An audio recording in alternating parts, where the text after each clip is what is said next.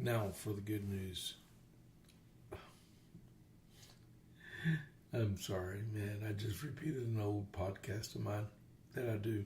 But welcome to the JP8 report. This is James Pierce with the JP8 report. I'm sure of that. Episode 313. Good morning. This is James Pierce with the JP8 report. What a way to start. I was just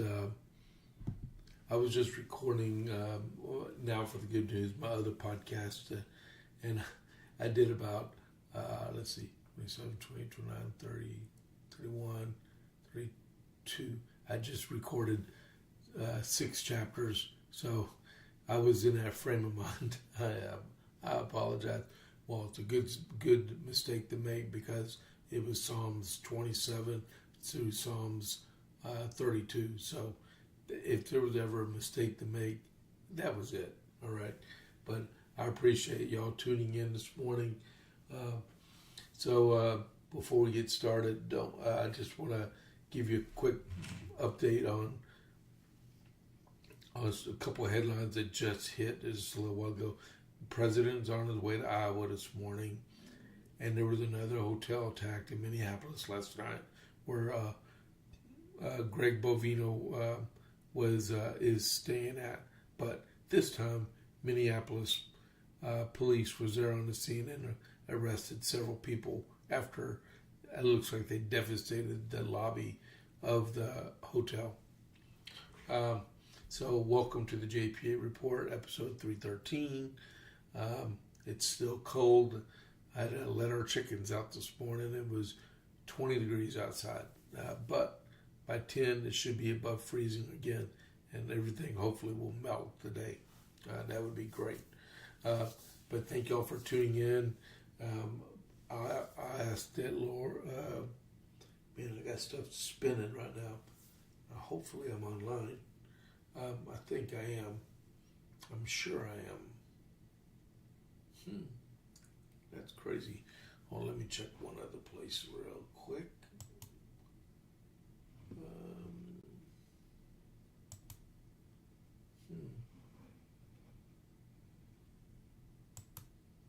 It shows I've been online for 3 minutes. Okay, so this stuff's just spinning around this morning. All right, so let's see. Welcome to the JPA report. Don't forget to click that follow button if you're not already a follower to the JPA report. Also, don't forget to click the like button, which is that thumbs button, and please chat. I mean, right now it's like, oh, is anyone even watching? Please engage us on the chat button. Ask me questions, comments. Tell me if you can see me. All right, that would be great. And then don't forget to share if you can. But more importantly, chat and follow is the big things that I'm looking for help with, and I would appreciate that. All right. I'm going to do one thing here. I'm going to click refresh. And, oh, yep, see, it shows that I'm live. All right, cool. All right. So America 250 from this morning is a letter from General Washington to Brigadier General Benedict Arnold. All right. To Brigadier General Benedict Arnold, dear sir, on the 17th, I received the melancholy account of the unfortunate attack on the city of Quebec, attended with the fall of General Montgomery and other brave officers and men, and your being wounded. This unhappy affair affects me in a very sensible manner, and I am sincerely condole with you upon the occasion. But in the midst of distress, I am happy to find that suitable honor were paid to the remains of Mr. Montgomery and the officers and soldiers who have fallen into their hands treated with kindness and humanity.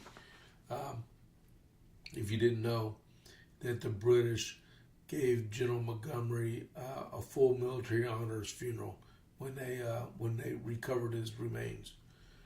Having received no intelligence later than the copy of your letter of the 2nd to General Wooster.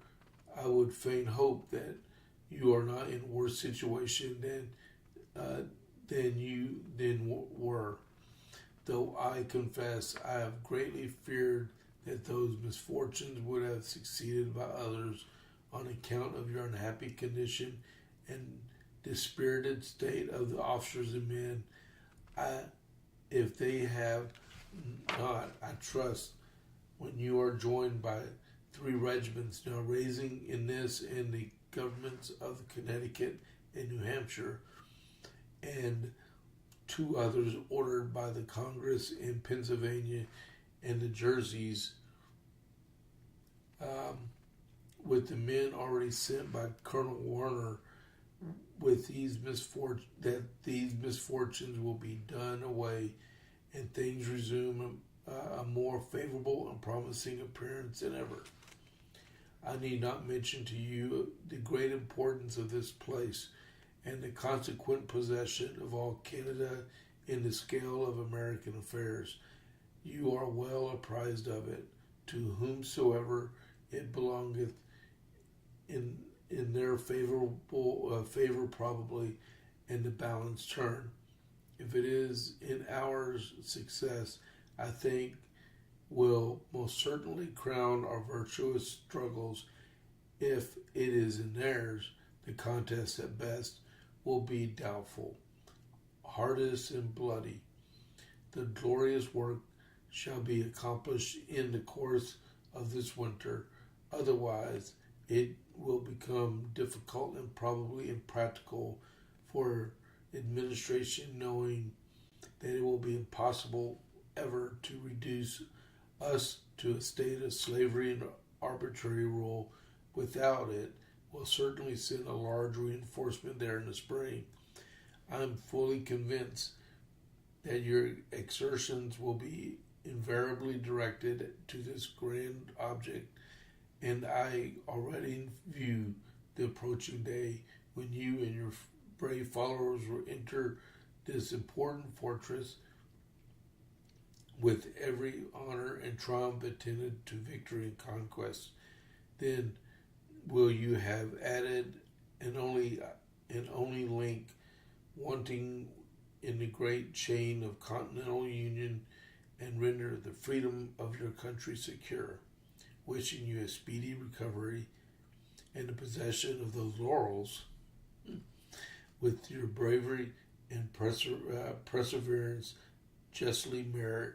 And I am directly, sir, and etc. George Washington. That was a really good letter to Benedict Arnold. Even though he lost the battle, he still had faith in him, which is good. All right, hold on just a second here.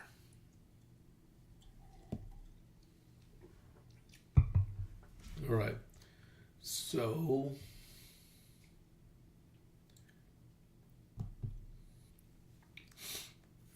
Dalmatian, Texas Burger Group. They make smash burgers right here in Copper's Cove. If you didn't know, all their ingredients are homemade and fresh, and they're open for lunch Monday through Saturday, 11 to 2, and then for dinner on Tuesday through Saturday, 5:30 to 7, unless they're sold out. They're located on the west side of Copper's Cove behind Bush's Chicken. Give them a try. See what they're all about. I like the armadillo burger that's up there in the upper left-hand corner. And look at the prices. $6.50 for a single patty burger, and a double burger is $9. You can't beat it, and it's really good. You never had a burger before you had what do you call it? Before you had jam on the burger. All right. So Trump wins an ICE case in the 8th U.S. Court of Appeals. I got to keep track of time so I don't go overboard. All right, so last night President Trump was handed a victory. for ICE.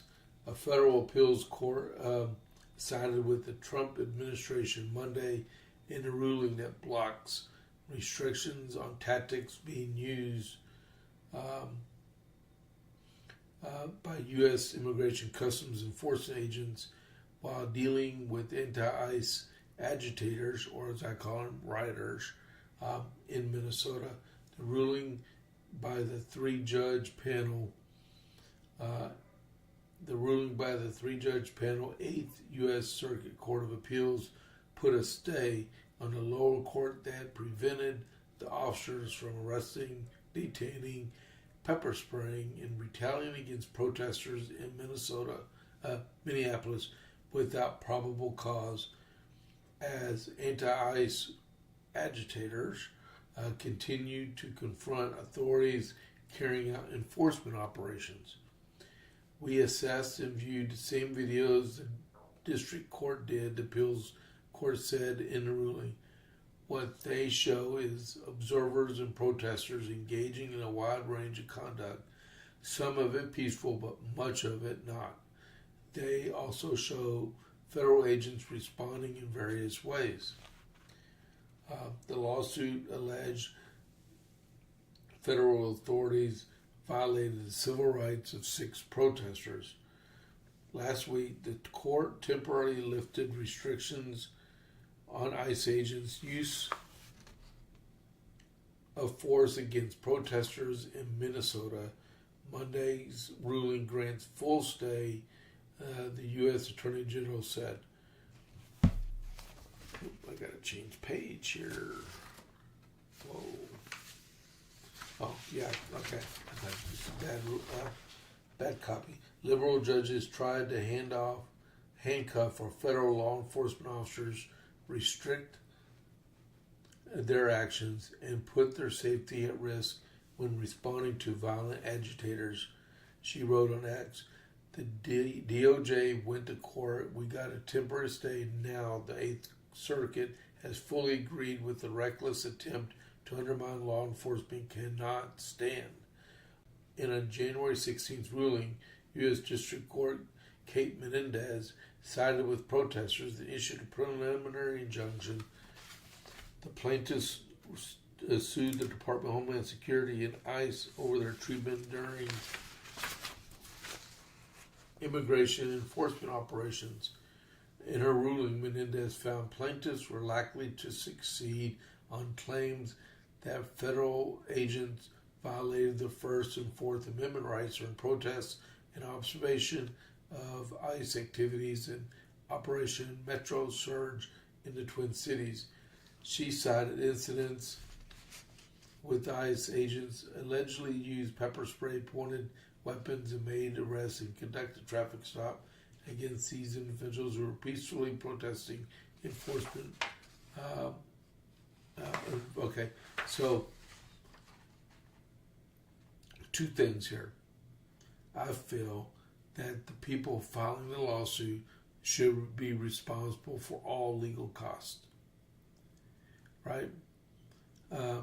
It's only fair. They lost a case and it was just flat out thrown out. So, and 2, this is another reason why the blue slips should be terminated in the Senate. Because evidently it looks like we have a federal judge that doesn't know what she's doing. Because it said in there the 8th Circuit Court of Appeals watched the same video as what Judge Menendez said she watched, and they came to a different conclusion than what she came to. So, in all actuality, is she an activist judge? Should she be impeached? Or is she even qualified to be a judge in a federal court? So if we didn't have the blue slips, would we have a more conservative judge there? Because we do know if President Ottopin was in power with 2 Democrat senators there, Klobuchar and Flanagan. No, it's not Flanagan. Oh, Tina Smith. I can't believe I know both of their senators. But with them both there, you won't have to worry about the blue slip because President Otto would have put anyone that they wanted in that seat, right? And the same thing with President Obama when he was president. Okay, but that's the good news, that they're able to carry on their operations as described or as prescribed, right? That's good news. That is real good news. Anyone agree with that? I mean, let me know if y'all agree with that ruling, which it should be yes. Give me a yes in there if you agree with it, because the rule of law is back in effect in Minnesota, especially Sean last night with the police going to the hotel and arresting those rioters. Tom Homan is supposed to arrive in Minneapolis today, and he's supposed to be having a meeting with Jacob Frey, the mayor of Minneapolis. Hopefully, Homan says this madness has got to end. You got to do your job, or you got to allow your police to do the job and secure the area when we go and arrest criminal illegal aliens. Hopefully, that's what is said during that meeting. All right, so I got that done. The president also, through the Department of Education, is they're going to delay plans to garnish wages for defaulted student loan borrowers. It says while the Trump administration works on major reforms to repayment programs, the agency said delaying wage garnishment will allow more time for reforms that seek to simplify repayment options for borrowers, as well as provide an additional opportunity for borrowers in default to rehabilitate their loans, which is smart. Okay, always give them a chance. Last year's enactment of the One Big Beautiful Bill Act directed the Department of Education to reduce the number of federal student loan repayment plans, including a single standard repayment plan with an income-driven repayment plan that is expected to be available by July 1st of this year.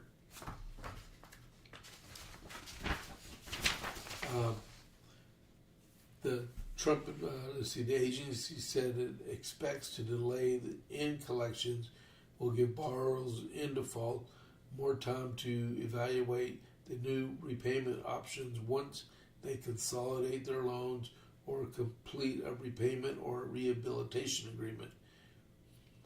After the Biden administration misled borrowers into believing their student loans would not need to be repaid, the Trump administration is committed to helping students and parent borrowers resume regular on-time repayment with more clear and affordable options, which will support a stronger financial future for borrowers and enhance the long-term health of the federal student loan portfolio, said Undersecretary of Education Nicholas Kent.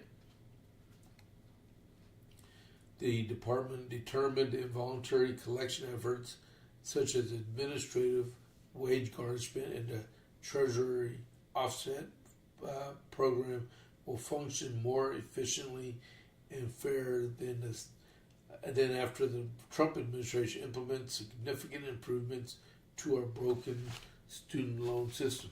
I like the fact that they're going to make it much simpler to pay off your student loans. I have a daughter there right now. She's about to finish her master's degree, and afterward she has to start making payments on her student loans, and this would make it easier for her to make those payments. Borrowers who are in default could see up to 15% of their after-taxes wages garnished, along with tax refunds and certain federal benefits through minimum weekly income is protected from garnishment, and wage garnishment continues until the defaulted loan is paid in full. Wow. The President Trump's One Big Beautiful Bill Act included provisions to reform federal student loan repayment programs. Um, when student loan borrowers receive notices about wage garnishment, they're informed of the opportunity to enter into a voluntary retainment agreement and to request a hearing to raise objections to the garnishment, which is true. Hearings provide borrowers an opportunity to object to the existence, amount, or enforceability of their debt, object on the grounds of garnishing 15% of disposable income would include extreme financial hardship, or seek a ruling on whether garnishment can be used at the current time if the borrower has been employed less than 12 months after involuntary separation from employment. That's some good stuff. So you do know if you get student loans, you have to pay them back. You can't go through bankruptcy with student loans. You can go through bankruptcy, but student loans are not dischargeable like other loans are. All right. All right. So we got that one done. There was an awful lot of student loan debt. I think they said there was $1.2 trillion in student loans that are out there that have to be repaid. And another loan program is that the Trump administration, this is on Fox News Business, foxbusiness.com, there's $30 billion in green energy loans that were canceled for like solar farms and windmills and stuff. The Trump administration is canceling nearly $30 billion in green loans enacted under the president auto pens, and is revising another $53 billion, so that would come up to $83 billion in loans. The Energy Department's Office of Energy Dominance Financing said the funds are part of the green new scam loans from previous administration. Over the past year, the Energy Department individually reviewed an entire loan portfolio to ensure the responsible investment of taxpayer dollars. We found more dollars were rushed out. Now, check this out, okay? You are not going to believe this. We found more dollars were rushed out of the door of the loan program office in the final months of the Biden administration, or President Autopen, than had been dispersed in over 15 years. That would be going back all the way to the beginning of the Obama administration, okay? President Trump promised to protect taxpayer dollars and expanded America's supply of affordable, reliable energy. In a statement, the department said it estimated $9.5 billion in financing for wind and solar projects, and was replacing them with investments in natural gas and nuclear updates to make energy more affordable. The Trump administration has repealed funding for green projects under the Biden era. In October, it canceled $8 billion in grants that supported hundreds of clean energy projects in 16 states. And at the time, the Energy Department halted 223 projects after a thorough individualized review. President Trump promised taxpayer dollars to expand the supply of affordable, reliable energy today. Today's cancellations deliver on that commitment, Chris Wright said in a statement. Rest assured, the Energy Department will continue awards. That's a lot of money, though, man. The EDF currently has more than $289 billion in loan authority to finance projects such as nuclear reactors and other Trump priorities. And then, oh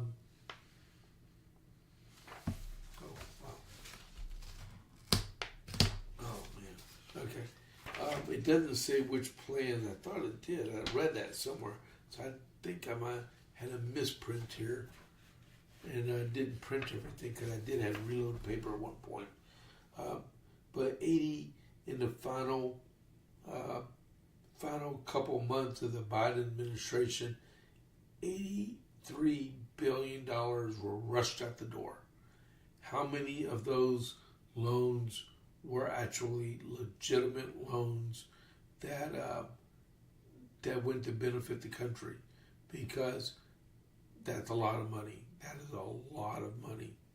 All right, ripe for misappropriation.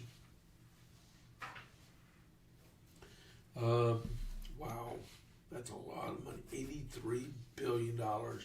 More money went out in the last couple months of President Otto Penn's administration, and then 15 years prior to it.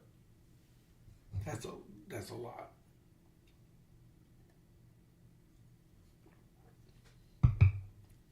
You all agree that was a good thing that it was uncovered and canceled? Let me know in the chat. Because someone, well, I can't say it was illegal loans, but they were pushed out. They had the authority to push those loans out really fast, and they wanted to empty the coffers before President Trump's administration came into being. All right. The president this week is going to unveil new details on Trump accounts. That's the one when you have kids born from 2025 to 20 January 2029 or something like that, or December 2028, where they get a savings account established. See, the U.S. Social Security Administration to outline on how Trump administration tax agenda could deliver record refunds. And I'm out of time. Oh my goodness, that went fast. Okay, President Trump is expected to show details this week. I'll get back to this later on in the next at 12 o'clock today Central, because this is really good too. Because there's good stuff coming out about the Trump details and stuff. Okay, so before I let you go, there's a Republican Party meeting here in Coryell County tonight at 6 o'clock at Trinity Worship Center. It's a CEC meeting, and we're going to be going over details for the Lincoln Reagan dinner, which this is the Lincoln Reagan dinner on the 21st of February from 6. Lieutenant Governor Dan Patrick is going to be speaking, and tickets are $60 a person or $100 a couple. Go to the QR code to get your ticket, or go to Coryell County Republican Party on Facebook, and you can get your tickets like that also. All right, hold on just a second. Let me get started here. There it comes. You gotta give me a second here, because I'm gonna do a raid in just a second.